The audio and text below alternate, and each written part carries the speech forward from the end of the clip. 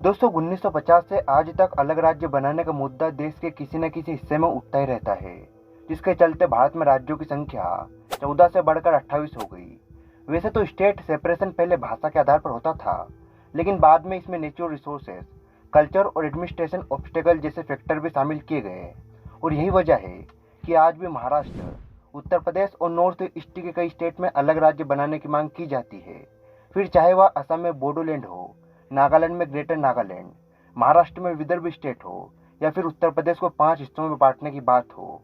ऐसे और भी कई राज्य जहां पर अलग राज्य बनाने की मांग की जा रही है, जिस पर हम ऑलरेडी वीडियो बना चुके हैं। अगर आप भी इस वीडियो को देखना चाहते हो तो इस वीडियो को आप आई बटन या फिर डिस्क्रिप्शन में दी गई लिंक के जरिए देख सकते हैं।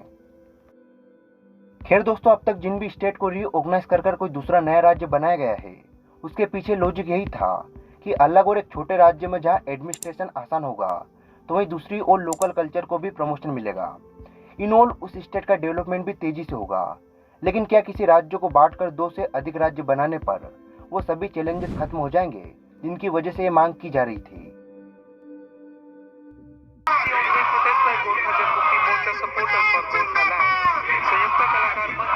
जब देश आजाद हुआ, आजादी के बाद जब बिहार नाम का एक हब्बा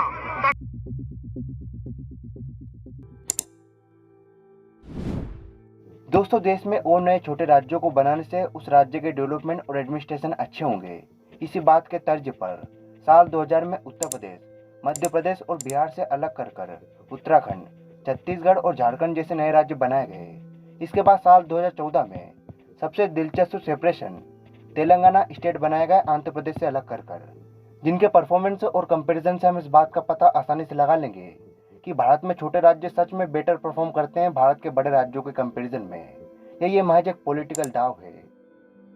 दोस्तों, ह्यूमन डेवलपमेंट इंडेक्स से शुरुआत करें तो according to global data lab, Andhra Pradesh का एचडीआई नंबर चारों बड़े स्टेट से ज्यादा है, अप्रोक्स 0.630, जिसके सामने अपनी ही सेपरेटेड पार्ट तेलंगाना स्टेट का ह्यूमन डेवलपमेंट इंडेक्स 0.647 है।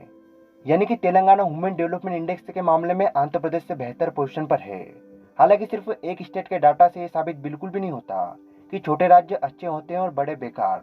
इसलिए अगर हम बाकी बचे राज्य उत्तर प्रदेश, मध्य प्रदेश और बिहार जैसे बड़े राज्यों को ह्यूमन डेवलपमेंट इंडेक्स से परफॉर्मेंस देखें तो उत्तराखंड का एचडीआई नंबर भी अपने ब्रदर स्टेट उत्तर प्रदेश से ज्यादा है। साथ ही छत्तीसगढ़ और झारखंड के केस में भी कुछ यही हाल है। अगेन, अगर हम एनएसडी मेथड से ह्यूमन डेवलपमेंट इंडेक्स का डाटा देखें तो इसमें बड़े राज्यों का परफॉर्म तो और ज्यादा खराब है। पर कैपिटा इनकम की बात करें तो इस लिस्ट में भी तेलंगाना अपने $3,566 पर कैपिटा इनकम के साथ आंध्र प्रदेश से काफी आगे है और देश का 5वां सबसे ज्यादा पर कैपिटा इनकम वाला राज्य है। वहीं पर दोस्तों, उत्तराखंड भी अपने ब्रदर स्टेट उत्तर प्रदेश से पर कैपिटा इनकम के मामले में काफी अच्छा परफॉर्म कर रहा है। This is a big difference between 2786 and 962।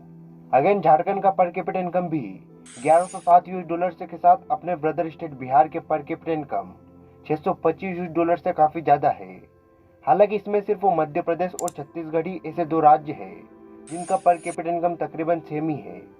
State के डेप्थ रेशियो यानी ऋण अनुपात को देखें, जो आमतौर पर हर एक राज्य अपने स्कीम्स और डेवलपमेंट प्रोजेक्ट्स जैसे कामों के लिए सेंट्रल गवर्नमेंट से लेता है एक किसी भी इंटरेस्ट रेट पर। लेकिन ये हम सभी जानते हैं कि चाहे कोई इंसान हो, कंपनी हो, देश हो या फिर कोई राज्य हो, बिना किसी प्लान और मैनेजमेंट के अधिक लोन लेना किसी भी सूरत में अच्छा नहीं होता।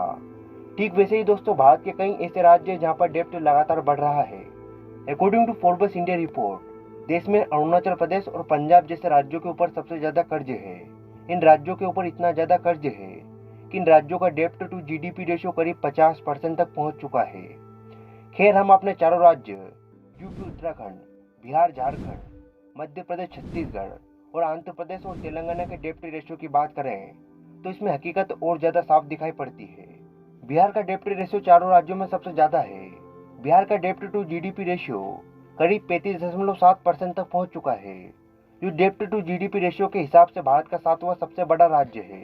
इसके बाद आंध्र प्रदेश का डेप्ट रेशियो 33.3% और उत्तर प्रदेश का डेप्ट रेशियो 31.7% है। वहीं पर मध्य प्रदेश का डेप्ट रेशियो भी करीब 30% तक पहुंच चुका है, जिसके कंपैरिजन में छत्तीसगढ़ का डेप्ट टू जीडीपी रेशियो 25%, तेलंगाना का 23.8%, झारखंड का 27% और उत्तराखंड का डेब्ट टू जीडीपी रेशियो 28.2% है। दोस्तों, टाइम्स ऑफ इंडिया की रिपोर्ट के अनुसार overall financial health score card में भी छत्तीसगढ़, उड़ीसा, तेलंगाना और झारखंड जैसे छोटे राज्यों का नाम भारत के सबसे अच्छे प्रदर्शन करने वाले राज्यों में आया था, जबकि पंजाब, बिहार, राजस्थान और यूपी जैसे बड़े राज्यों का प्रदर्शन सबसे खराब था।